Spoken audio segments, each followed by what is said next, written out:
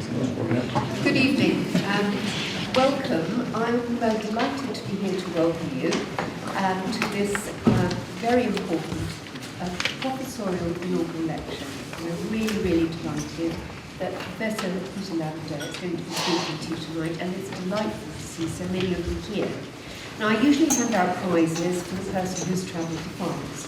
I think we know who that person is, and his prize is that his father is Professor Peter Lavender. Welcome, George. You've come all the way from California. You definitely get the prize.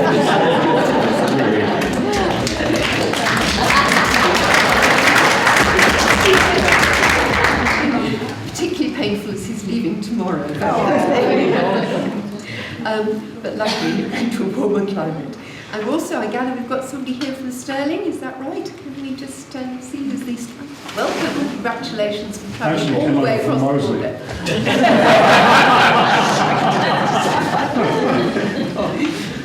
Wonderful that you're here, thank you. And I know that you're all here for the same reason as we have Peter here in this faculty, the Faculty of Education, Health and Wellbeing, the University of Wolverhampton, because we wanted to find, we had a very big search out to find an outstanding person who could lead around research, particularly around lifelong learning. And this is something that's very important to us in this faculty and in the university. And we were delighted that Peter applied. And I remember having a pre-conversation with you, Peter. I think you were travelling, he was trained, I was travelling. And he was very humble. But actually, we know that that is Peter. He's very humble. But actually, if you've seen his CV, as I had to, of course, in order to appoint, we know that he's had tremendous achievements and he's contributed so much, not only to education, but to society in general. I think many of you will have received the bio, but I'm just going to pick out a few things, and Peter did ask me not to speak too long. I'll try not to do this personally. Actually, he was concerned that we didn't want you to be sitting for too long, so he's thinking of your health and well-being. But in just to pick out a few really important key features, though actually I think we have some time, Peter, if I was to go through everything.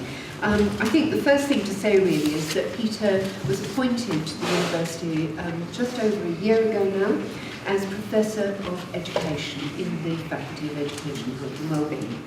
And as I mentioned already, he was appointed for his general ability and knowledge, and in particular some of the work he's done around further and continuing education. He's been a real asset to us since he's arrived. We got him working straight away, and he's a module leader on our professional doctorate in education. And I've got some colleagues in the room who are also students who are here today, so it's great to see some of our doctoral students here and PhD students as well as researchers. He's also a co-director of one of our research centres, and he is very much the academic coordinator for lifelong learning within the work we do here, but also he works in his spare time, which he doesn't have a lot because we keep him working hard, also works for the Open University still in the role of a supervisor of PhD students, because he formerly worked for the Open University as the coordinator of lifelong learning in that university. But Peter's career has been very diverse, as all good PPs, I think, all good academics have a broad experience, and has also worked in what some people like to call the real world, because we think universities are the real world, but in fact he's worked in as a school teacher. He's taught, very importantly, adult learning and reading and writing. He worked as education association classes, and he's worked as an education officer for special needs, and that's another area which is very relevant to our faculty and the work we do here. He's also done quite a lot of work around research and developed a number of new ways of thinking, and he's been very much involved in looking at disability in the general sense within education. And those are the things that I think have made his contribution not only to education, but to society as a whole. I think the more recent parts of his CV, he was Deputy Chief Executive for the National Institute of Adult Continuing Education, and he was also the Research Director for that very well-known organisation, which sadly is no more, but did a great deal to take forward adult education and has really progressed this. And I'm not saying RIP, I'm saying it's developed and moved on further. Also, he's been interestingly the advisor for the NUS, so we have to make sure we don't get too rebel-like on here. And he's also helped to found the National Society for Apprenticeships, which is another area that we in the university are very interested in. Needless to say, he achieved his OBE, which everyone is aware of, because of his service to education. And he's also been inducted into the International Hall of Fame for Adult and Continuing Education, which is in 2015. I don't think I've ever met anybody who's been in the Hall of Fame. One or two here. There's one or two here. We'll have to get it all together. And two people here. Raise your hands, gentlemen. Thank you. Great, so we are amongst a very, very auspicious audience to a tremendous lecture. And it's very interesting that despite all that, what actually Peter's going to draw on now is his research and his doctorate around the area of adult learning and volunteering, which, as we know, is an area which is really the unsung part that supports much of the work that we do in education. So please would you welcome Professor Peter Lavender, and I pass you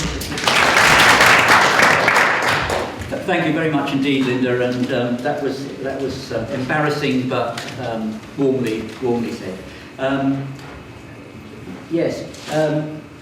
Let me start, I think, by thanking you very much indeed for coming. It was a bit of a shock and a surprise when they told me how many were coming, and I rather wished I'd suddenly broken a leg or been taken away somewhere else.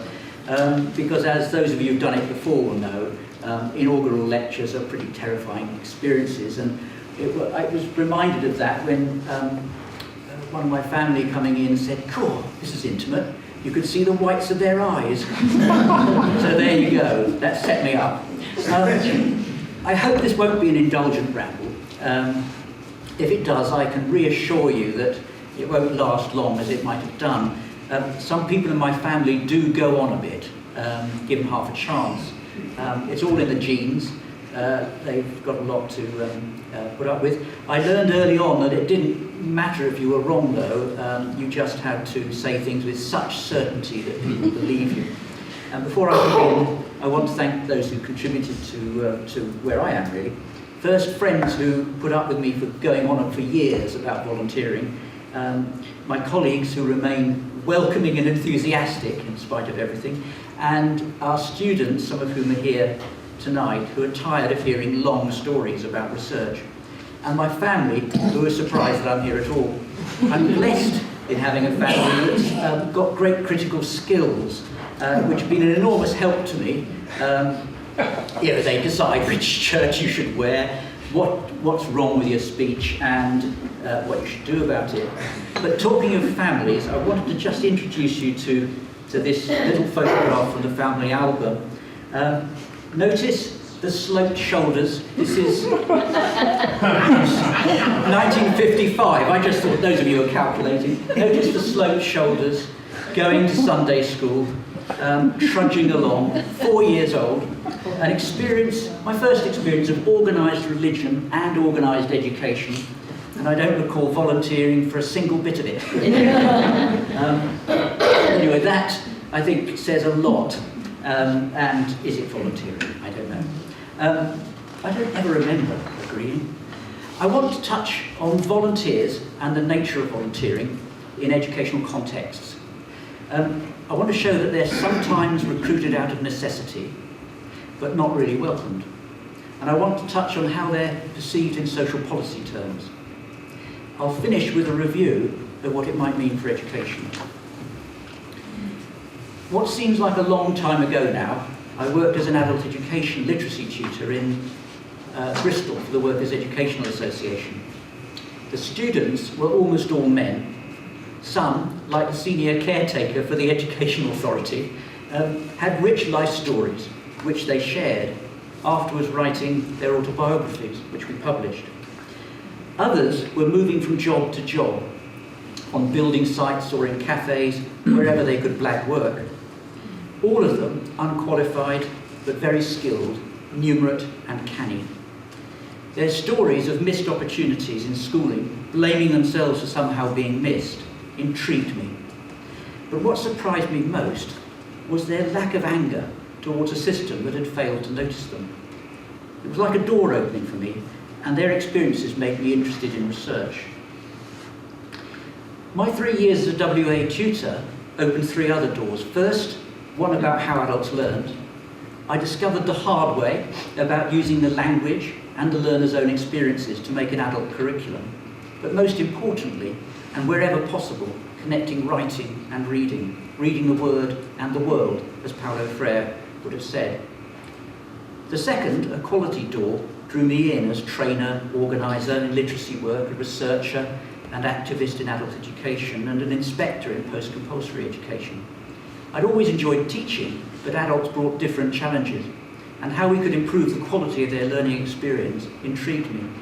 The third opportunity, a faded and neglected door on inclusion, was hard to open. In the secondary school I worked in, pupils' lives provided plenty of rich data on which we built individual curricula and reading materials. I was hooked.